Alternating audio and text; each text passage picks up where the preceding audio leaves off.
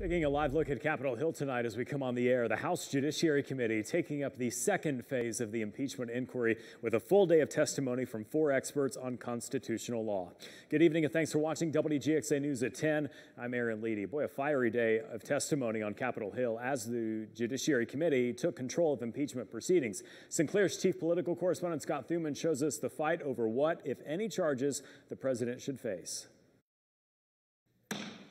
If possible, Republicans and Democrats grew even further apart amid impeachment proceedings as the Judiciary Committee questioned 4 legal experts and debated potential charges against the president. 16 Democrats on the Judiciary Committee had already voted to move forward on impeachment, yet today we're talking about whether the positions they've already taken are constitutional.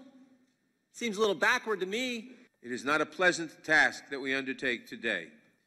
But we have each taken an oath to protect the Constitution, and the facts before us are clear. Debatable, Republicans responded, while trying to discredit accusations of bribery, obstruction, and abuse of power. The problem is not that abuse of power can never be an impeachable offense. You just have to prove it, and you haven't. Democrats pointed to more, though, than just the Ukraine controversy, referencing the Mueller report, too. The evidence they claim too large, too dangerous to ignore. If what we're talking about is not impeachable, then nothing is impeachable. If Congress concludes they're going to give a pass to the president here, every other president will say, okay, then I can do the same thing, and the boundaries will just evaporate. President Trump and his legal team chose not to take part in today's proceedings, calling them illegitimate. It is unclear how many more hearings this committee may hold before deciding on possible articles of impeachment. On Capitol Hill, I'm Scott Thuman. Scott, thanks. And hundreds of you sharing your thoughts on the ongoing impeachment hearing with opinions from both sides. One person writing, "Write your senators, make it clear you demand that President Donald Trump be removed from office." The tweet went on to say Republicans won't change their behavior unless they know their seats are at risk. Another person had a different view, saying in part, "All Democrats say impeach, all Republicans say no. Waste of time, a completely partisan hoax." We want you to keep the conversation going. Just use the hashtag impeachment hearings and let us know what you think. You could see your comments in an upcoming newscast. Had no favors to repay and no intention of making any backroom deal. While unorthodox, we opened a process to everyone.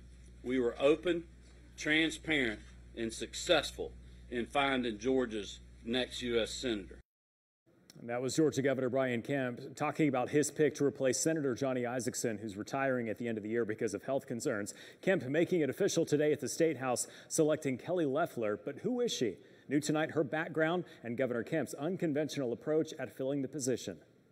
I'm proud to announce that conservative businesswoman and political outsider Kelly Loeffler will be Georgia's next U.S. Senator. With supporters crowded around, Georgia Governor Brian Kemp officially named on Wednesday Kelly Loeffler to fill the U.S. Senate seat soon to be vacated by Johnny Isakson. Kemp calling his approach unconventional in picking Isakson's replacement, opting for a person with no political experience. When Johnny called to announce his retirement plans, I had no short list prepared nor no leading candidate in mind. Loeffler's the co-founder and CEO of financial services company Backed and a co-owner and co-chair of the WNBA's Atlanta Dream Team. I'm a devoted wife, a proud patriot, and a devout Christian. I have lived the American dream, and I am blessed to stand here today.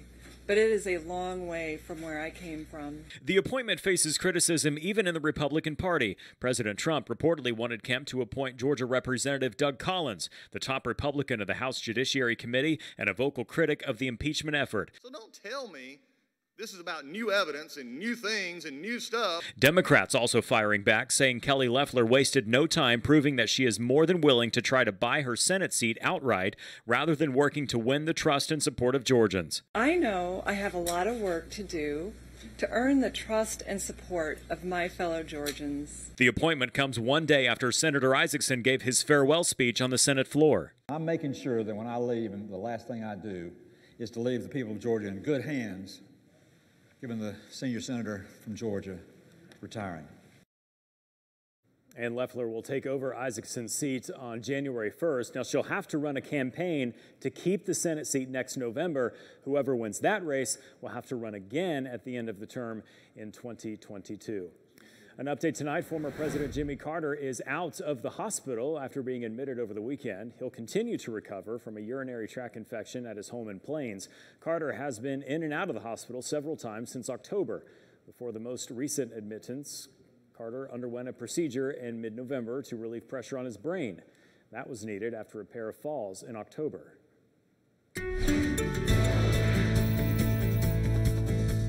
Good evening, everyone. Jeff Cox with you in the Skywatch Weather Center on this Wednesday night. Already chilly out there tonight, but I'll tell you what, I think tonight should end up a little bit warmer than the last couple of nights. Remember, 2 nights ago, we bottomed out in the 20s. Last night, we were still below freezing. I think we're back in the 30s by tomorrow morning, but should stay above freezing. Tonight, most of us are already in the low to mid 40s, still death-gripping 50 in Sparta and Sandersville. Look at Butler holding on to 51 right now. But for Gray, you're down to 43, 46 in Milledgeville, double fours for Macon and Warner Robins. Let's check in with Dublin tonight, 41 down the road in Lawrence County. A little breeze from the northwest around 5 miles per hour. Yeah, you'll need the heat if you're venturing out this evening. Let's look ahead to your Thursday, our school day forecast. There you have it, mid-30s at the bus stop, close to 60 by lunchtime, and mid-60s for the ride home, and another day filled with brilliant sunshine. And that's our top headline tonight. I've got one more nice day. That's tomorrow. Then we turn our attention to frequent rain chances. I'll break it down day by day for you. Plus, we look back at hurricane season by the numbers. And developing right now, there's been a big fireball spotted across the southeast, including in middle Georgia. I've got video of that. I'll show you that, plus your 10-day forecast. That's coming up in just a few minutes. All right, thanks, Jeff. Developing now, reports of a shooting at the Pearl Harbor Naval Shipyard has left at least 3 people injured. Now, we don't know their condition at this time, but we are being told that a U.S. sailor shot and wounded 3 civilian Department of Defense employees at Pearl Harbor before suicide. That shooting happened at 7:30 our time this evening. The gates to the base were closed, but are back open now, and some parts of Pearl Harbor were on lockdown. We'll keep an eye on this story as it continues to develop. If you're getting ready for your holiday travels, we have the top things to look out for and avoid before you get into those long TSA lines.